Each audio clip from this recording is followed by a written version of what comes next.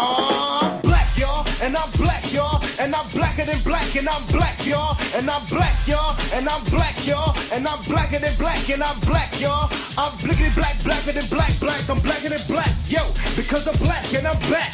Yo, I'm black and I'm black, y'all, and I'm blacker than black, and I'm black, y'all, and I'm black, y'all, and I'm black. Hello, wrestling fans, and welcome to a special Juneteenth prime time edition of Talmbout Rasslin right here on the Black Phoenix Network. I am your host, the untouchable J.R. Atkins, and this is your primary destination for wrestling conversation. And ladies and gentlemen, happy Juneteenth! Yeah. So before I even start, because normally I do this the other way around, I'm going to start out with the shirt of the day because you know the day. Let's back it up.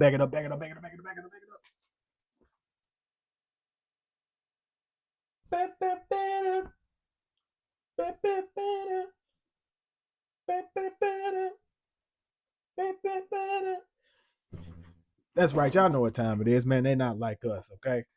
Happy Juneteenth to everybody black. Just saying. Gotta say what I gotta say. Happy Juneteenth to everybody black. And if you one of them weirdos who got something weird to say about Juneteenth, man, whatever. We ain't got time for that. That ain't what we know. We here. We know what we came to do. We came to talk about wrestling.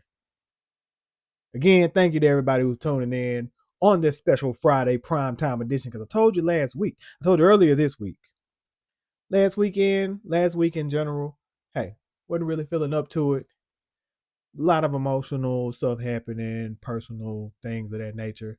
Yeah, well, we wasn't feeling it. I said I was going to do it Saturday, wasn't really feeling it. I was going to do it Sunday, got tied up in some other stuff. So I was going to do it Monday, really wasn't feeling it Monday.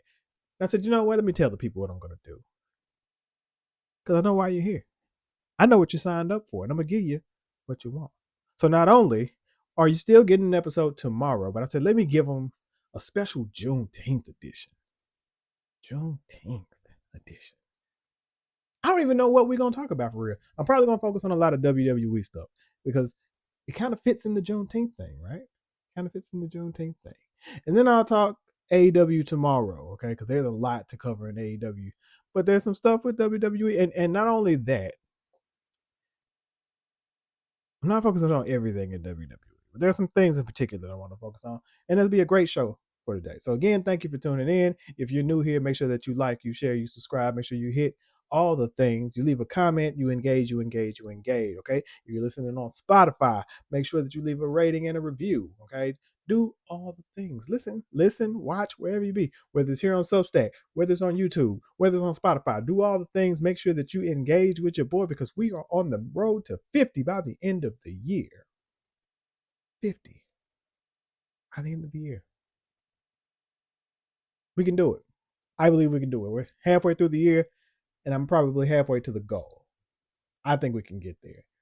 Nonetheless, thank you for tuning in again. Again, if you didn't see, we have officially dropped the first run of Talmbout Wrestling t-shirts. Did you see it? Did you see it? I posted it on Substack, but maybe you didn't see it. If you're here on Substack, you might have seen it, but if not, I'm going to drop it right about now. That was a little bit delayed, but you see it. But as you see, we have 3 colors. Even got a shoe combination that you can throw with it. Because you know what I'm saying? You gotta swag it out. Right?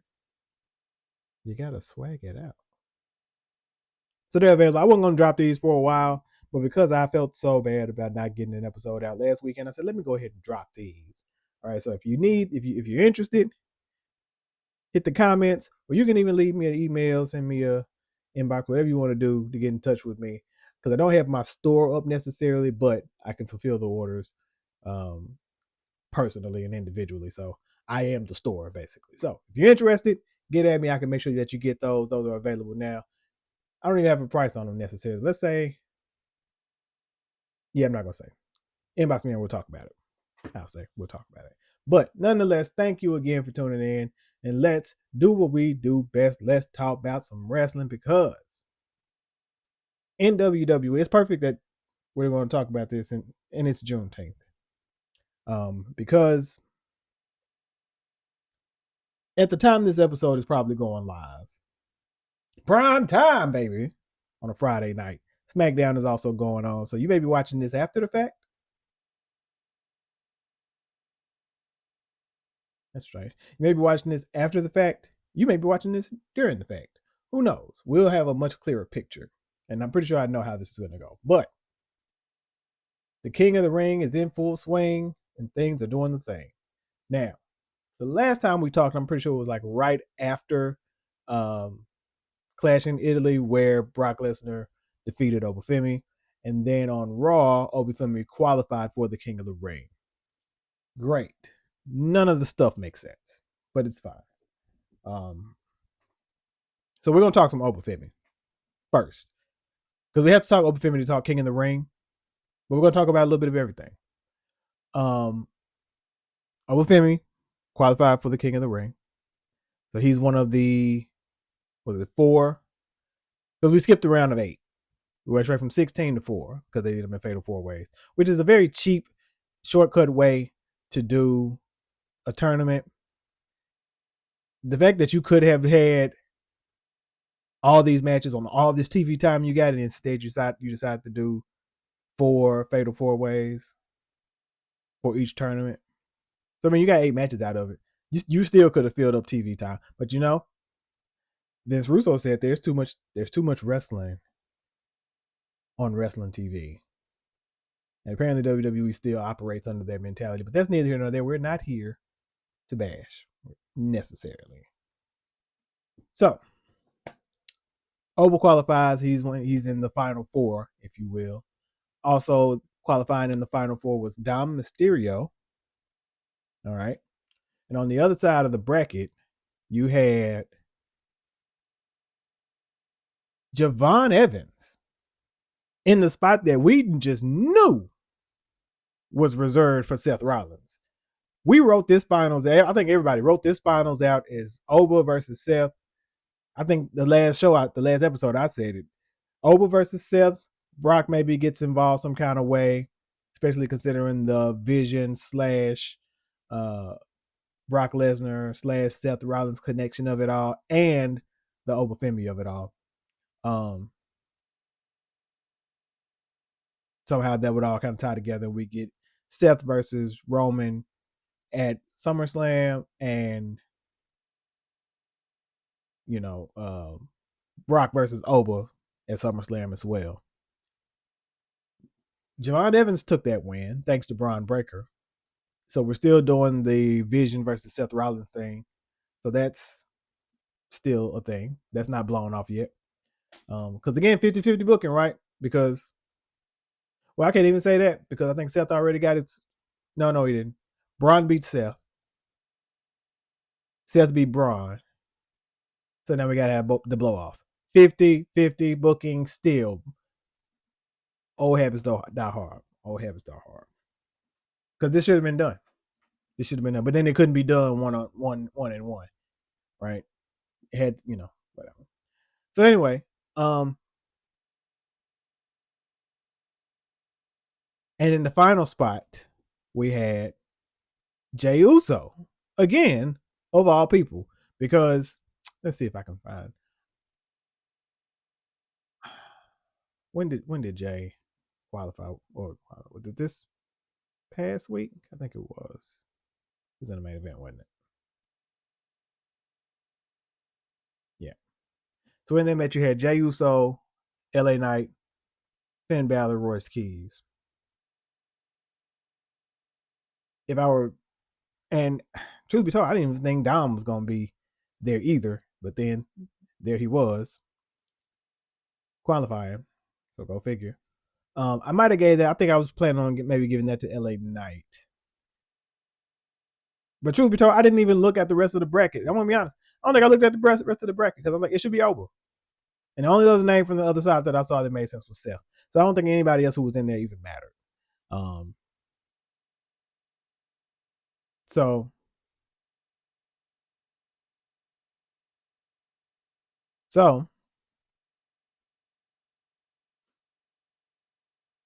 So we have in the semifinal round, basically, we have Oba versus Dom, Javon Evans versus Jey Uso. And when this kind of broke, the wrestling community collectively held their breath because they felt like here's the thing that's happening, right? Because after Oba won, he's still calling out Brock Lesnar. He's still mentioning Brock Lesnar in his promos. His eyes are on Brock Lesnar, even though he's in this tournament. So on the following Raw, after Dom qualified, he and JD tried to attack Oba. Oba took him out because Oba was in the ring again, calling out Brock Lesnar. Dom comes down and says, "You worried about Brock? You be worried about me."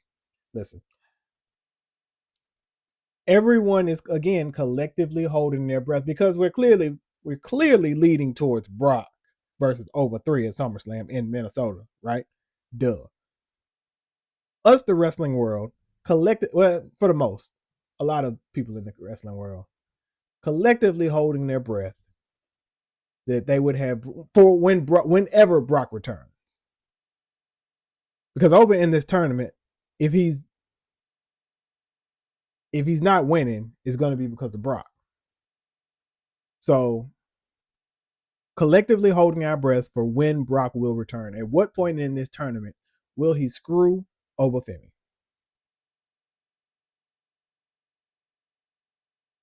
So we thought it would be with Dom. I didn't think it would be Dom personally. I he's going to be Dom. They're not going to do that. They don't care about Dom that much. And it does nothing for Dom to actually beat him if we're not actually getting into a space of taking him serious. So that's not happening. So on Raw this past week, Oba takes out Dom. Oba's in the finals. And now we have tonight, again, probably I don't know if it's main event or not, but tonight on SmackDown, at the same time you're probably watching this or after you watched it, one of the two, who knows, but you probably already seen and know better than I do, that we have Jey Uso versus Javon Evans. Sorry, drew a blank there. Jey Uso, Javon Evans. Winner goes on to, Night of Champions to face Oba Femi in the finals. Now that's where it starts to get tricky, right? WWE believes in the Jey Uso of it all, but there are a lot of factors at play here, right? Javon could win. That's very much so a possibility. Javon Evans could win. We get Oba versus Javon next week or at Night of Champions. If Javon wins, it's a clear-cut sign that Oba will be going on to face Roman. More than likely Roman. I mean, there's a possibility it could be Cody or something. I think Roman makes more sense. But clear-cut sign that we could be heading back to, especially if you're going to keep Oba on Raw, because it just makes sense. You gotta have to space out Trick and Oba and Javon a certain way, and Royce Keys, even though they're doing something with them, but not on the level they're doing with everybody else. But you kind of have to space them out. So you want to keep Oba on Raw, and it just makes sense to have him on Raw, and it just makes sense to me. It just makes sense to have him beat Roman. However, I have to question that too, and I'll come back to that. But so it kind of makes sense to if it's Javon, Oba's going for sure. Now, then we start getting into the Brock Lesnar of it all, right? Because if Oba goes to SummerSlam, if Oba wins and he goes to SummerSlam, what about this rematch that not only do we know is coming, but it's more than likely coming in Minnesota at SummerSlam? And that's where it gets a little tricky. They've telegraphed 100% that match is probably happening and probably happening at SummerSlam. But also, Oba seems to be the favorite to win the tournament. especially if Javon beats Jay tonight. One thing that I've seen a lot of people, I've seen a lot of different people in a lot of different scenarios say this, and I don't believe WWE would do it, but this I think would be the most solidifying thing they could do to create a star in Obafemi. And I don't think they would do it. I don't think they have the balls to do it. Um, it would be almost Cody-esque and maybe even make him stronger in a way. Um, and that is to have Oba face both on both night, basically main event both nights of SummerSlam, in one direction or the other. Either he faces Brock, say they do, title opportunity versus career or something like that, where if Brock wins, he gets Oba's title opportunity to face Roman on night 2. And, you know, and if Oba wins, then the Brock retires, officially. They could do that. And then night 2, have Oba beat Roman, more than likely. Or the other way around, Oba, now it's Roman, so it's almost always guaranteed to be a night 2 thing, but have Oba face Roman on night 1, win the title, and then make night 2 title versus career against Brock. Those would be 2 very interesting ways to do it. I don't think either of those actually is going to be the case. For a couple of reasons now. I do still think one way or the other, Oba versus Brock is happening at SummerSlam. Point blank period. They've teased it more than they've teased anything else. Now, this is another point, because I mentioned before how people sometimes are trying their best to discredit Oba winning the title now, or even having a match with having a match with Roman now. I hear a bunch of different reasonings and like theories of and excuses as to why he's not ready. He hadn't paid his dues. It doesn't. One of the things I've seen that doesn't make sense is, and I railed on a few people that I had discussions with a couple of weeks ago. I still seen a bunch of stuff here and there. He's not ready. He hadn't paid dues. He hadn't been there long enough. He hadn't, just a bunch of stuff. I saw one guy say it doesn't even make sense for him to face Roman, and Roman is already in the middle of a storyline, and then so why would Oba then get a shot against Roman? But Roman already in the middle of a storyline over here. And then it just wouldn't even make sense. They shouldn't be. Well, why are they having the tournament then? Now, granted, whoever wins could challenge Cody, but it would just depend on who wins. And again, that comes up again. So, and then even with that, if you're gonna put whoever wins, because right now Cody's locked up with Gunther, and in some ways, Sami Zayn.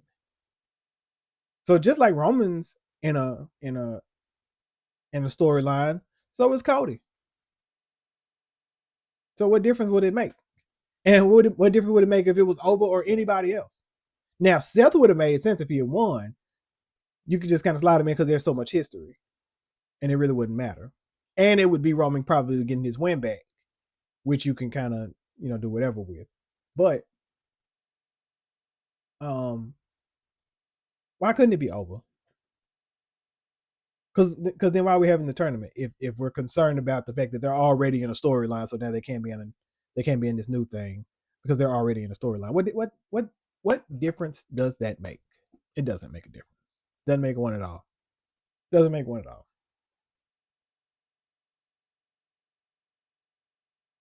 They tried to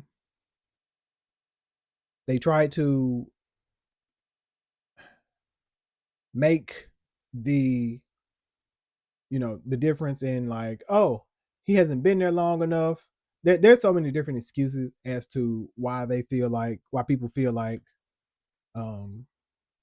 Oba shouldn't be there. And the number one thing is usually because they feel like he hadn't been there long enough. He hasn't done enough. He hasn't, like I said, hadn't paid his dues, right? So let me give you guys a little bit of.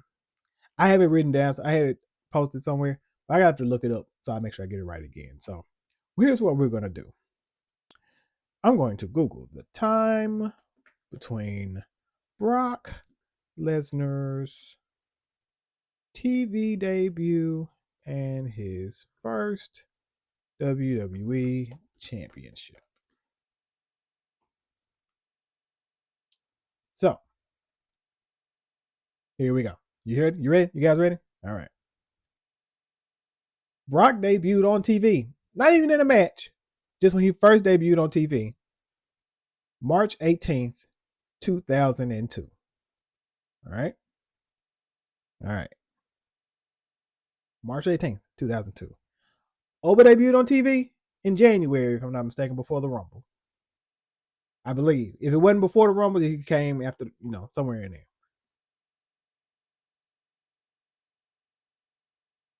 He won the King of the Ring on June 23rd, 2002.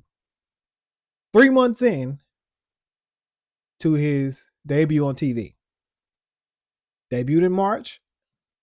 I want to say after WrestleMania. Won the Royal Rumble 3 months later. Not the Rumble, I'm sorry. King of the Ring 3 months later. And at SummerSlam that August, he won the championship. All right.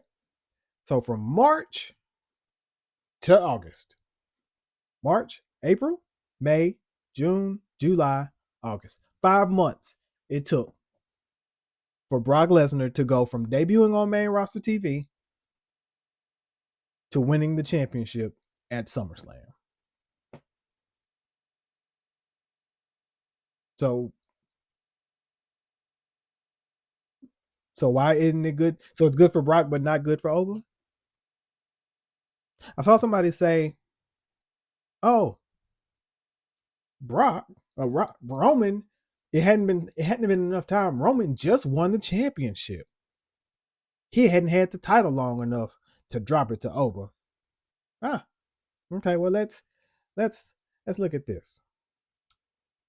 When what? Wait, let's see. Did Rock win the WWE Championship in 2002? Rock won the Undisputed Championship in 2002 at the Vengeance pay-per-view on July 22nd, 2002.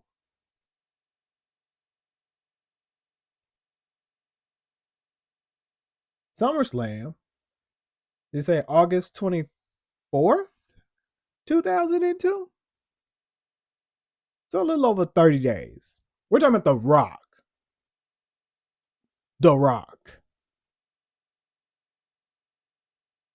Unquestionably a bigger star than Roman Reigns. No matter how much Roman stands, probably hate to admit it, The Rock is a bigger star. Period. Point blank. Period. Sure, Roman's getting up there. Sure, Roman is becoming what he's becoming. He ain't The Rock yet. Now, The Rock may not have ever been what Roman is, as dominant in that way. But, they have their strengths. But whatever. But again, the argument that Roman hadn't had the title long enough, Rock had it for 30 days, a little over 30 days, before he dropped it to Brock at SummerSlam. So again, make it make sense to me why it's too soon for Oba, but it was just fine with Brock. And then I saw somebody come back, and this is how I know when you started being obtuse. Somebody came back and said, well, just because it worked for Brock, why would you try to do the same thing with Oba? They do the same things with people all the time. Cody's been having the same story since he's been back in WWE. Same story. Every feud. Especially as champion. Every feud, same story. So what are we talking about here? What are we talking about here? There's no good reason. There's no excuse for why we're not trying to put the belt on over. Now there could be one, and I don't even think the thing that pops out to most of us when these kind of arguments start, I don't even think that's what it is necessarily. It could be, but I've heard people, I've seen and had these discussions with people who look like me, so can't say it's that. These people, some people are just really, really big Roman fans and do not want to see that happen, and that's okay. That's okay from a kayfabe standpoint. But hey, man, last time I was here, what I said is ride the wave, ride the rocket.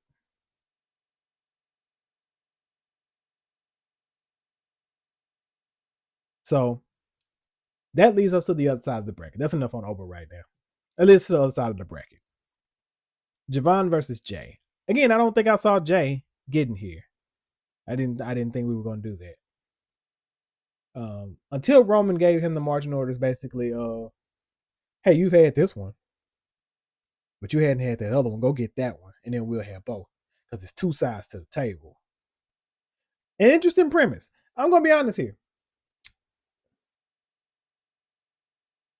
I didn't really need bloodline stuff.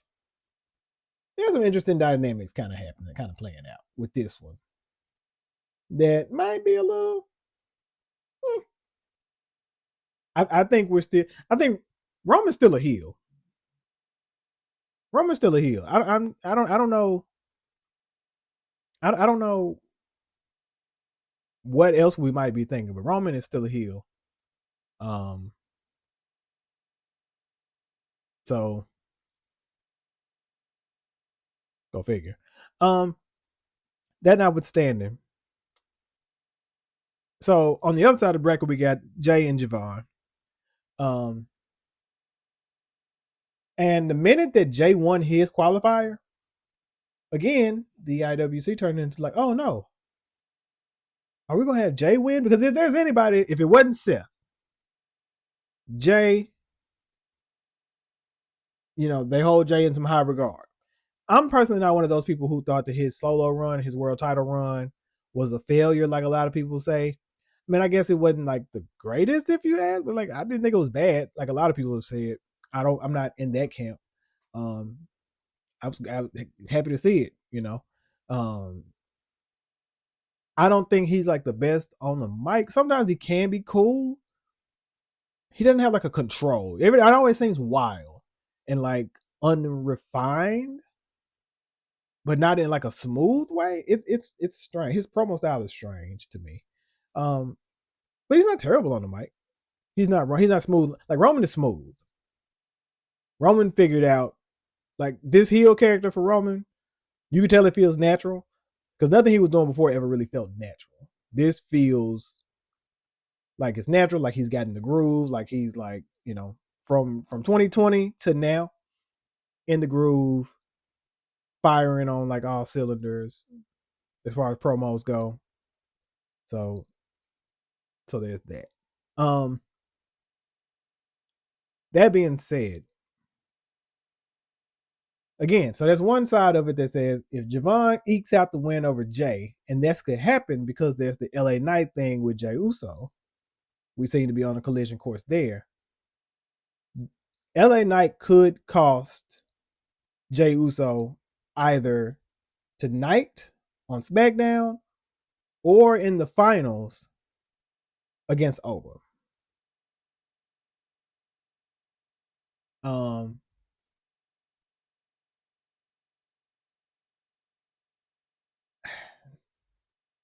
that could be the way Javon wins. But if Jay wins and he goes up against Oba again, I don't think. See, now you've kind of ruined some stuff, right? Imagine if Oba had not lost yet. And so there are people who say he shouldn't have the match with Roman. Fine. Say he goes up against Roman and he's giving Roman the business, and here's the new X Factor. Jacob Fatu. right? So now you got Jey Uso winning, potentially challenging Cody, and we have Jey Uso and Cody at SummerSlam. Is that a marquee match? I mean, I guess it could be a good night one match, night one main event. I still don't think it would main event if we're gonna do Oba and Brock, and it's gonna be Brock's retirement. I don't believe they would um, put Cody and Jay over that. But they could because Oba and Brock isn't going to be like a. I mean, it could be, I guess. I don't think it would be like a barn burner or anything, but it could be. I suppose it could be. Um,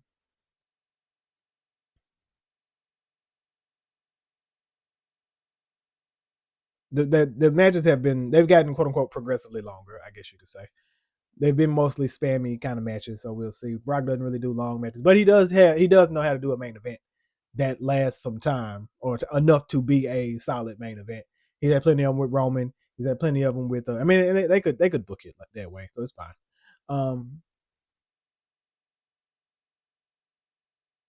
Would I rather see that him in the main event?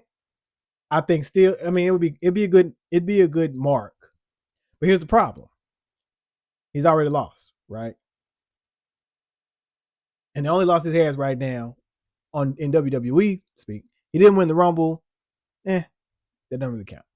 But the only time he's been pinned is by Brock Lesnar in service of getting to this third match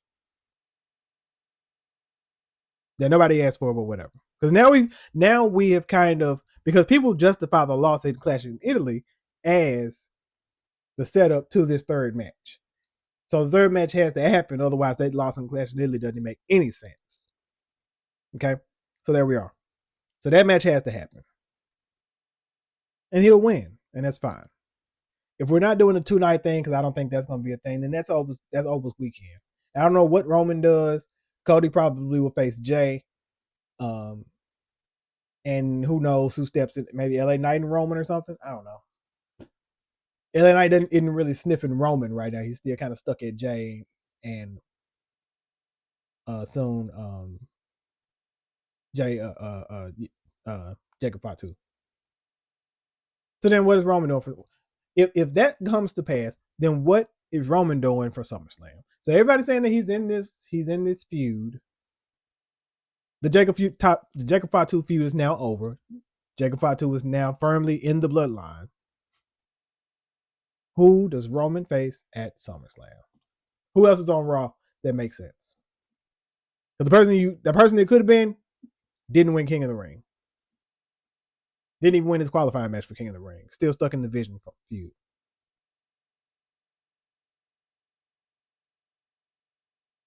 So again, I don't know. I don't know who you push up there. Because again, somebody told me that there were like 10 other guys that were ahead of Obafemi in stepping up and having a championship opportunity or a championship reign. It's like 5 or 10 other guys who were ready and in that spot.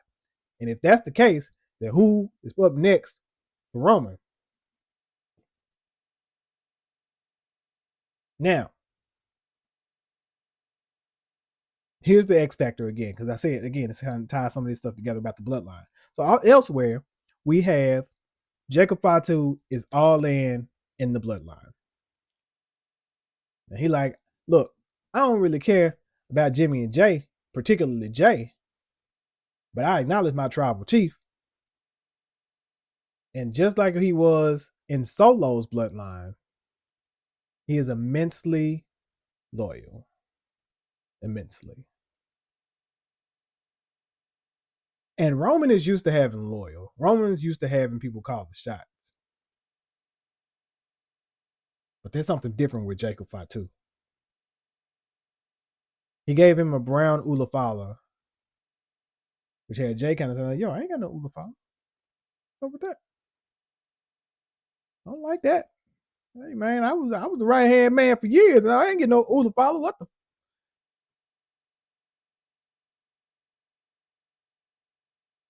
So now Roman sees something in Jacob Fatu. he sees Jacob will do anything. He will be the loyalist soldier at the drop of a hat. At any command, Jacob is right there, ready. The segment with Eric Andre, you can see it in his face.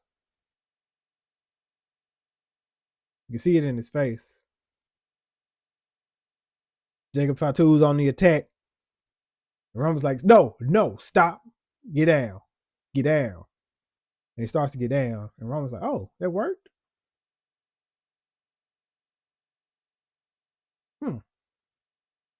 You can see it. You see the wheels turning.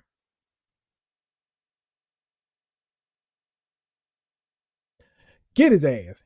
Just like that. Off top rope. Boom. Splash to Eric Andre. Now come on out of here. He comes out. And they're leaving. And he stops and he says, hold on. Do it one more time. Just like that. Does it again. And now he sees, like, oh, I have point and shoot. That's the thing I say. Sometimes you need people, or you have people who are point and shoot. That's their function. You point them in the direction you want them to go. You shoot, they go do the thing. And it's not saying that you're beck and call, that you're every whim, but kind of point and shoot. My function is for you to point me in the right direction and shoot. And I'll take care of the rest. That's Jacob Fatu. That changes the dynamic. And it's such a new dynamic. The title could leave. He's had it since WrestleMania. We see title reigns from Mania to SummerSlam all the time. So that part isn't new. What is new and what is different is this dynamic of Jacob Fatu being such an enforcer, such an at the beck and call of Roman Reigns. That dynamic is so new that would be what I think you don't ruin rather than Roman's title reign. And those two things kind of go together. Now, even if Oba made it to a match with Roman, and even with that dynamic, I do still think you can have Oba overcome, and it be something where maybe Roman called the play, Oba overcomes the call of the play. And then we still got stuff in Bloodline. We could do Bloodline stuff without the title. And I think that's a bigger thing. That's bigger than anything we've seen. We haven't seen the actual Bloodline and how it exists without the title. As soon as Roman lost his belts, he left. And in his absence came Solo's Bloodline, which again was a little different. And then by the time Roman came back, he was fighting that Bloodline, and then it just kept on and so forth, so on and so forth. What we haven't seen is the existence of the Bloodline itself, but without a title. That title makes him, quote unquote, head of the table in a lot of ways. But now we got to question that if he loses the title. Then what does that look like without the title? I think that's a narrative story that we have, especially with now Jacob Fatu in the mix, right?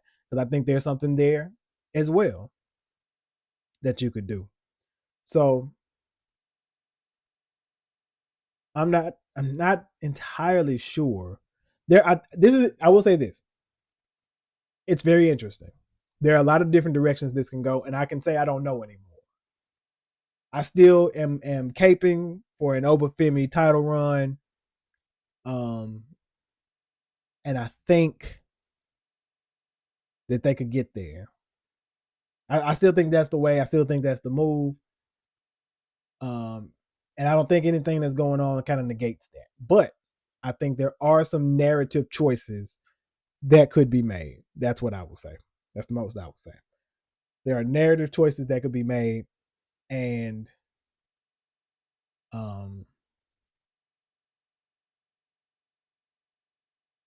yeah, I just, I think we're on a very interesting trajectory as far as that goes going forward. Now, all that being said, by the time it's over, by the time you see this, we probably will know who won between Javon Evans and Jey Uso. But What else do we have going on in WWE right now? Let's talk about that before I get to like the other thing that I kind of want to discuss just in a general sense. Um, that is actually the most. Those are like the most interesting aspects going on in WWE that I have to really speak on because not interested in a whole lot of other stuff. I think Sami Zayn is doing like some interesting stuff. Um, we got the Trick Williams, Carmelo Hayes, and Ricky Saints thing that's kind of playing out on SmackDown as well over the United States Championship, which I think is very interesting. Um, I don't know if I talked about. I did mention it. I think in the last show about the El Grande Americano stuff. We got to cover that. Um, the Queen of the Ring tournament, very strange. Liv Morgan has qualified. I think Raquel Rodriguez might have. Charlotte Flair still in, and who is on the other side? How did I do that? It's right there. Who's on the other side of that bracket?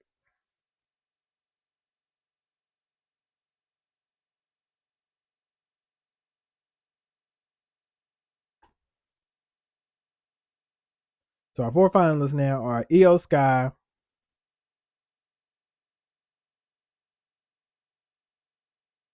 What bracket is this? WWE. Okay. WWE.com. All right, let's look at it. Let's check it out. Let's check it out.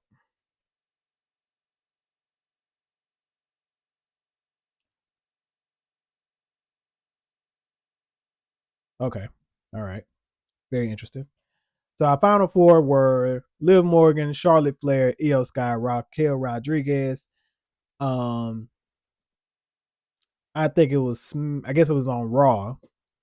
Io Sky defeated Raquel Rodriguez for the finals. So Io Sky's in the finals. You're getting Liv Morgan and Charlotte Flair. So we have Liv Morgan, who is the women's world champion, by the way. And this tournament determines who's the number one contender for SummerSlam for the World Women's Championship. Because they didn't have anything else for Liv Morgan to do, apparently. Huh. So this is strange, right? Does Charlotte beat Liv? I'm sure that matches tonight. If it's not tonight, it's on Raw. So does Charlotte beat Liv? Maybe. Because it's Charlotte. And then Charlotte probably beats Io Sky. Because I could see us doing Charlotte Flair versus Rhea Ripley at SummerSlam. No, you could do Charlotte Flair versus Jade Cargill. I think that makes a little more sense. I wouldn't even say it makes sense. Because then you have Liv Morgan in the finals. Now, it makes more sense because Liv is the champion to defeat Charlotte. Because then it becomes like, what's more important, Charlotte and her legacy versus Liv and her title? Which one are you trying to uphold? The fact that Liv hadn't defended that title or had many, I think she's had some matches, but she hadn't defended the title since she won it at Mania because they didn't have Stephanie McCure, so they don't have anything else for her to do, which I think is. So before I even get into that, let's not even talk about the rest of the tournament. Let's just talk about what else Liv Morgan could be doing instead of being in this tournament. Let's look at who was in this tournament.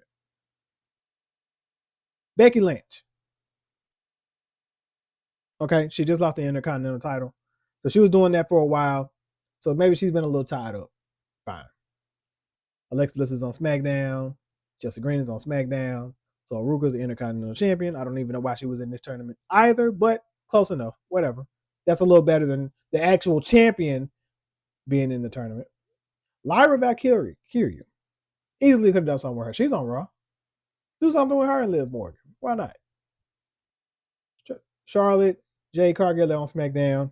Roxanne Perez, there's a story there. You may not be ready to do it yet, but then also, we're not even getting close to doing a thing in the final. You know what could have happened? You know what would have been a good story? And they probably could still do it with EO. But you know what would have been a good story? Especially if you're going to keep living the tournament.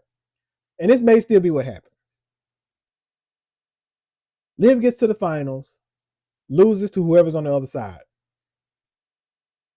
Right? So now whoever wins not only won the tournament, but they have a pinfall win to win the tournament over the champion.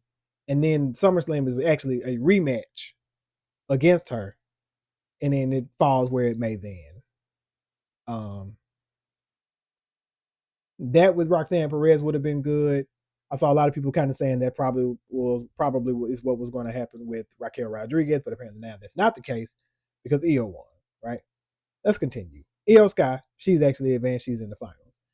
We could have just done an Io Sky thing with Liv Morgan at any point because Io wasn't doing anything else. She was. Well, not after Backlash. After she beat Asuka, she wasn't doing anything else. We could have moved into a Liv Morgan thing.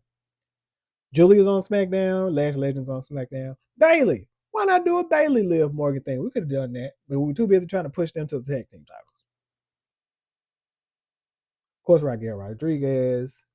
JC James on SmackDown.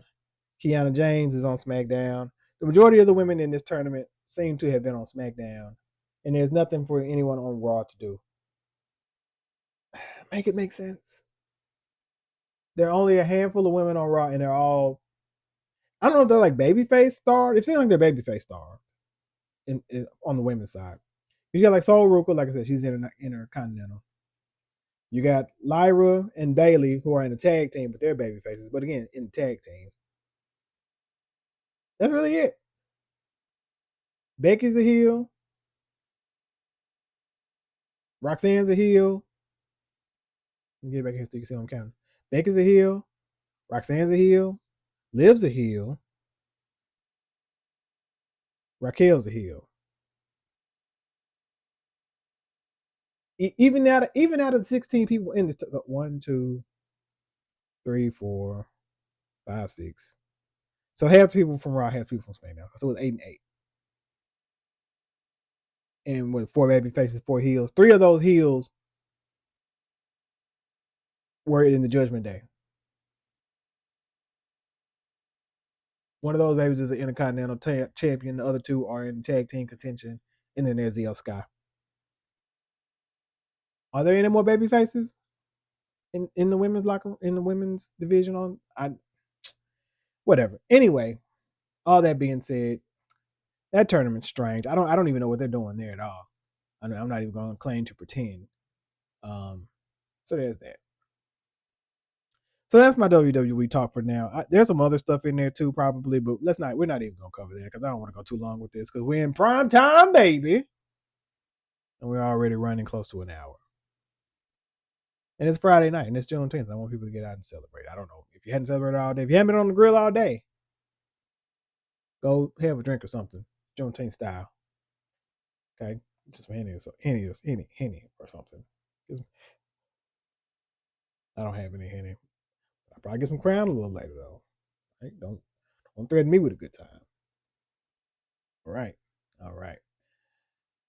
The thing I want to talk about and discuss though, especially since it's Juneteenth, and we're going to widen this out beyond WWE, but WWE is a good starting place, since that's what we've been talking about today. And it's just wanted to acknowledge, man, the state of Black people in wrestling right now is at a place that I kind of always hoped it would be.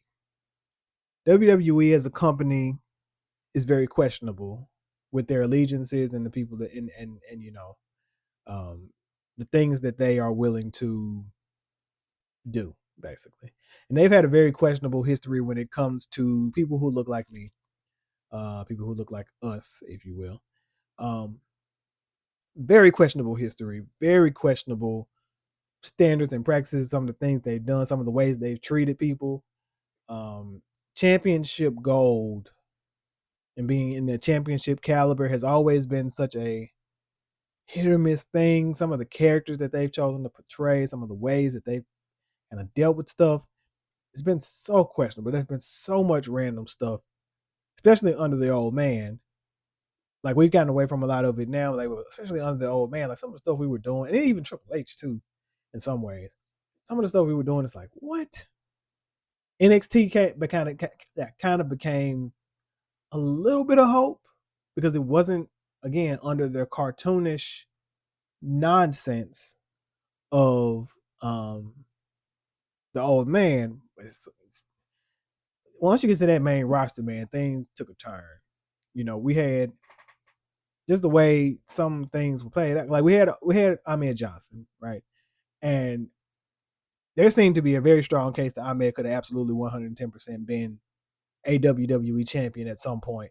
Had he stayed on the trajectory he was on when he first arrived, and maybe didn't get injured or something, maybe I think Vince may have lost favor there. I'm not sure why it never escalated there.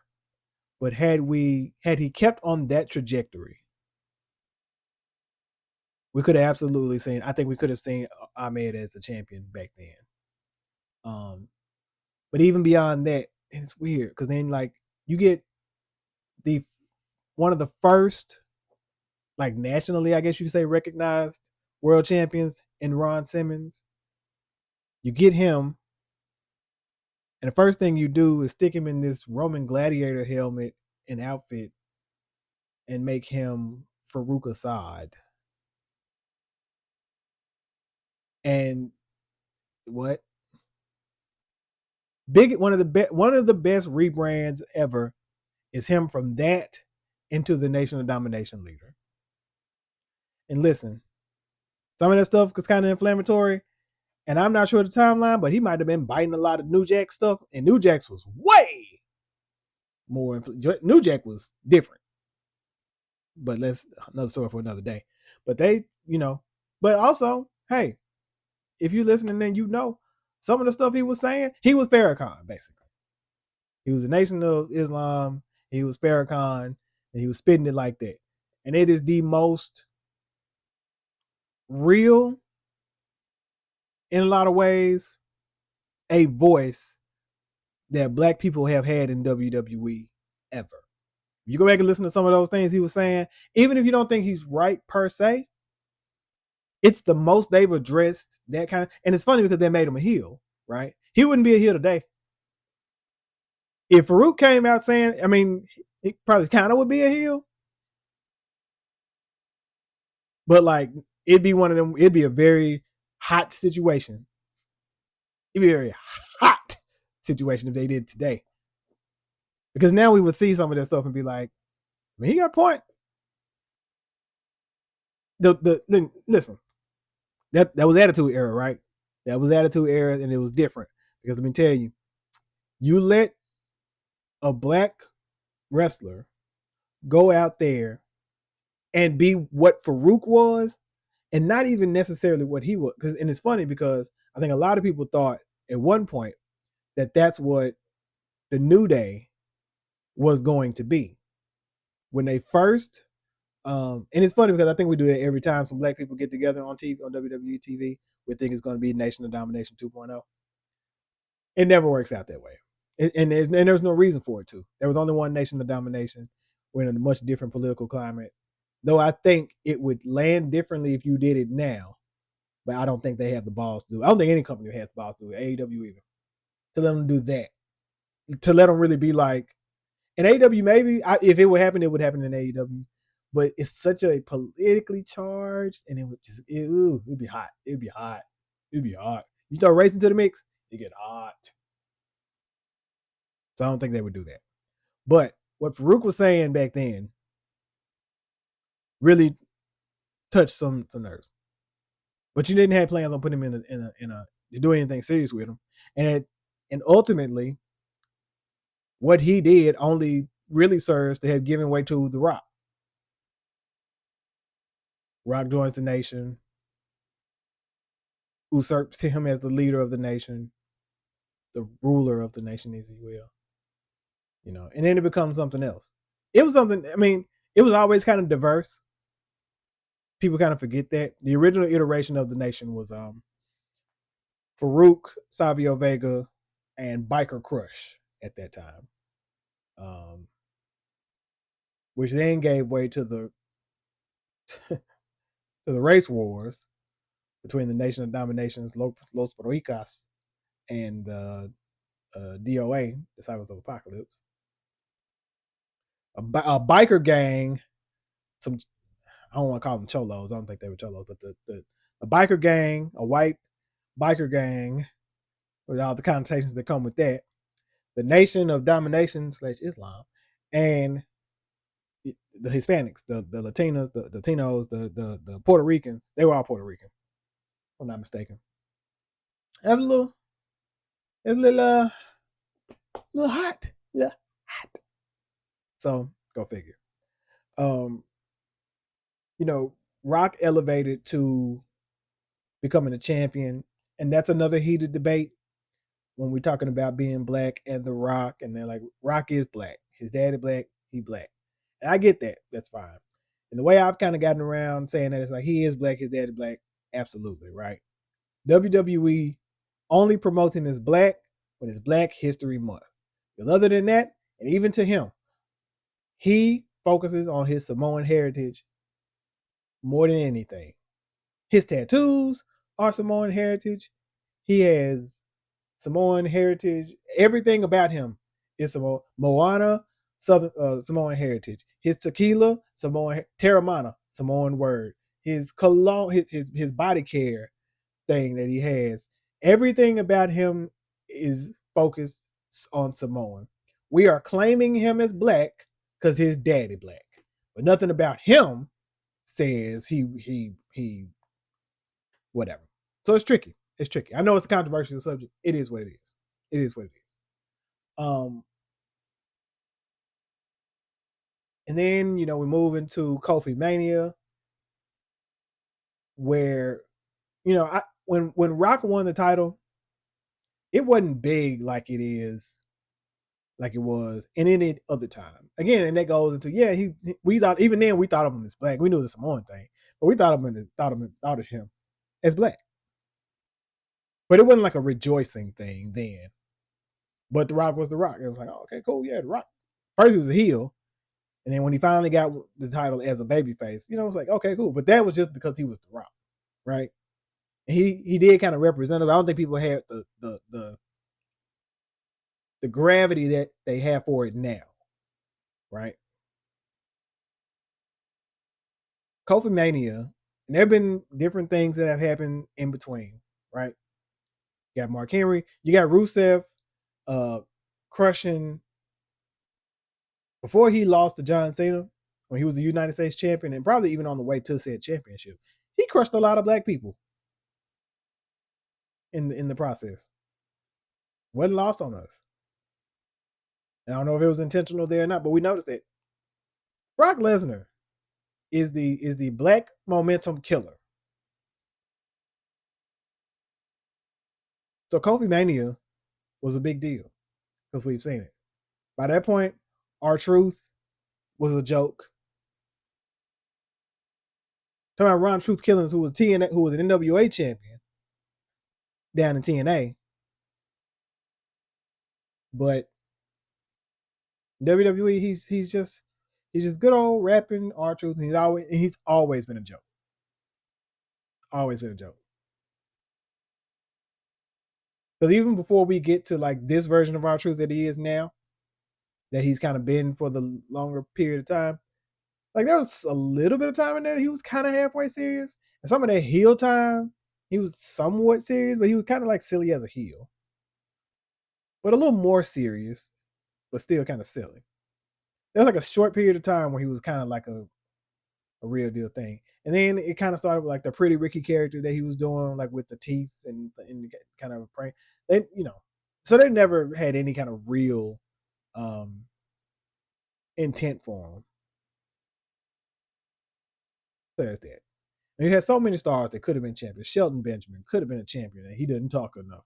Bobby Lashley actually was a champion, and that was a big deal. And we didn't rejoice on that one either. I think that was kind of in the Thunderdome era too, but we didn't rejoice for him.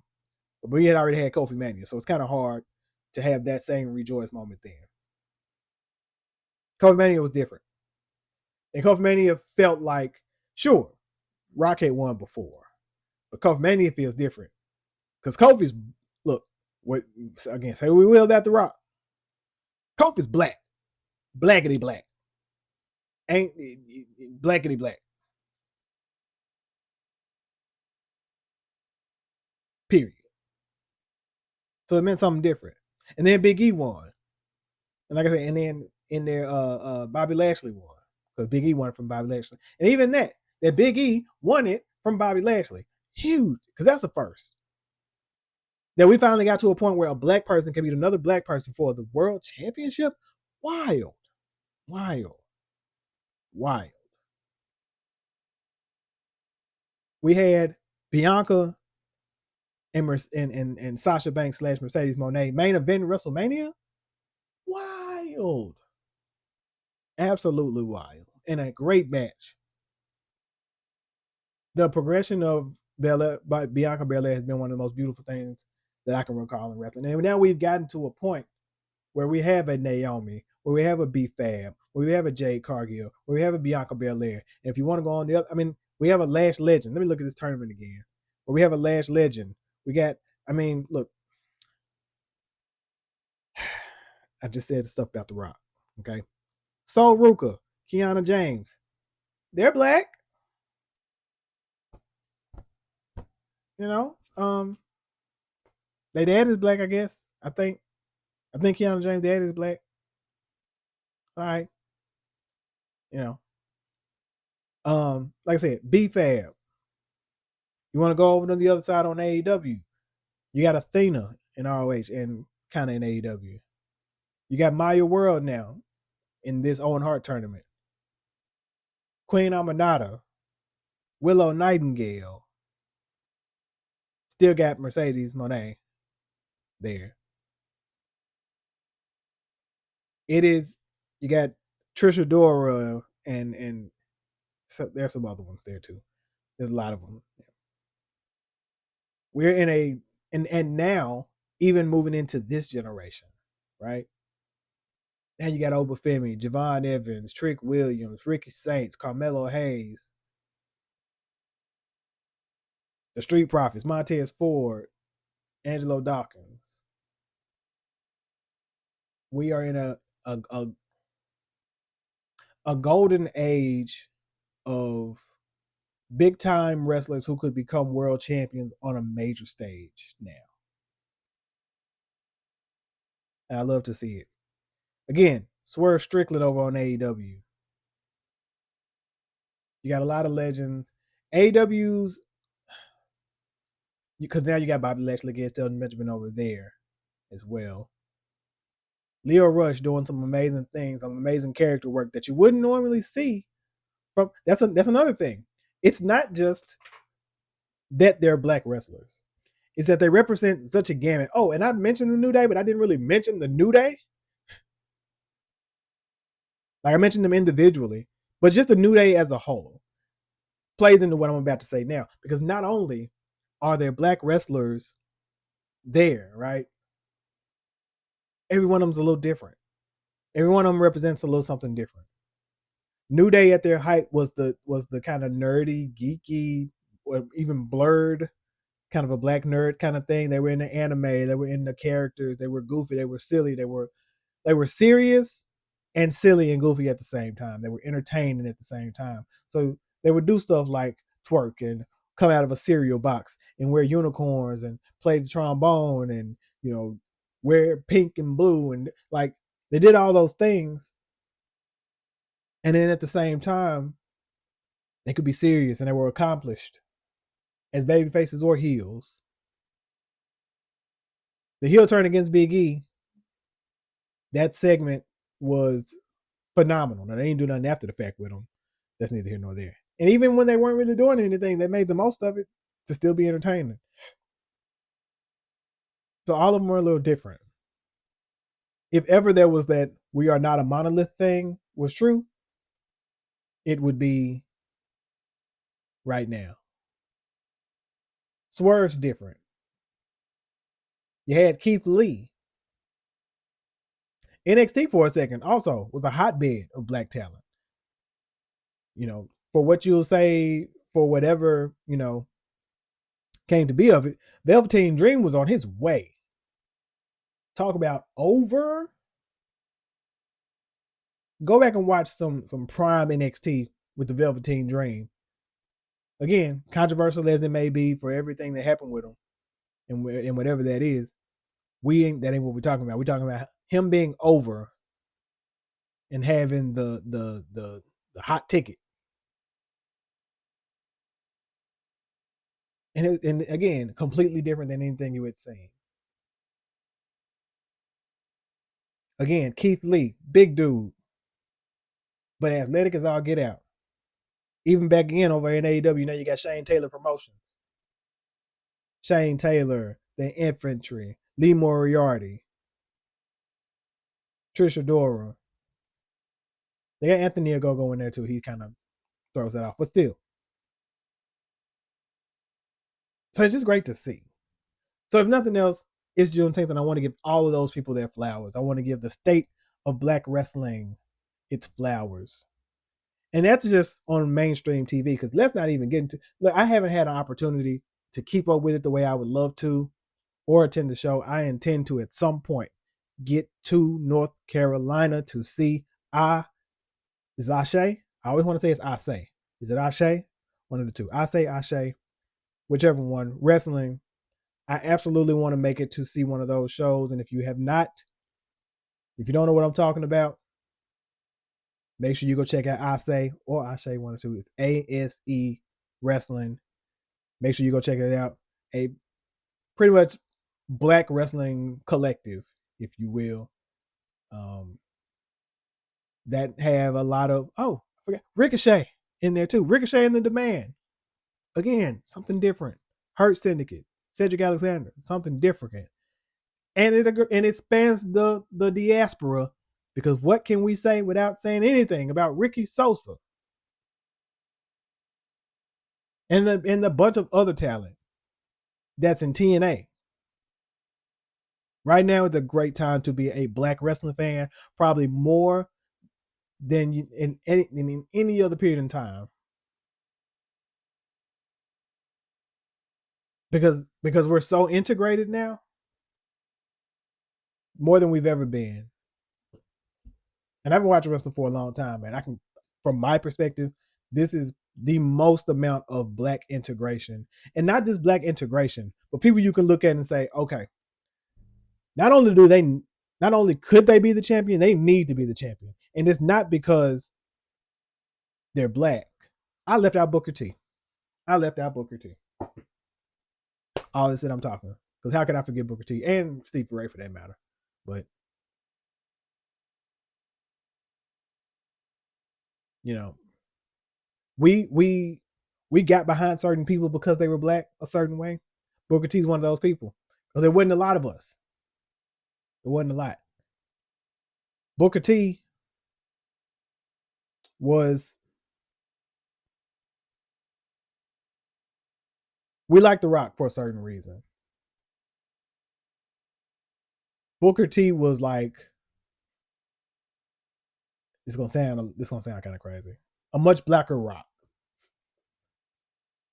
Because Rock was black, but he had that. He was the flashy, whatever. Booker T was just like a hood dude, basically.